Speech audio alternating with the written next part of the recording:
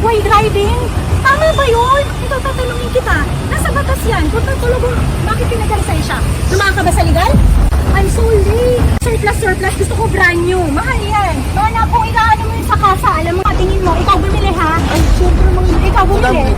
Ikaw bumili? Give us time to consult someone po. Actually, kung may attorney kami, Hindi niya alam kung mapipikon doon, sasabay ba ako utos sa po kasi pikon? ni Ma'am Carly. Sorry na.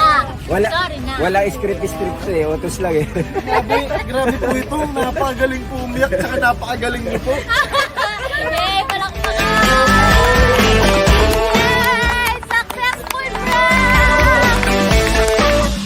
Ito, naka-record lang yung nasa kotse kami. Kung gaano ka ba. Si Erwin. Tinawagan ko. Ano ka? Boy?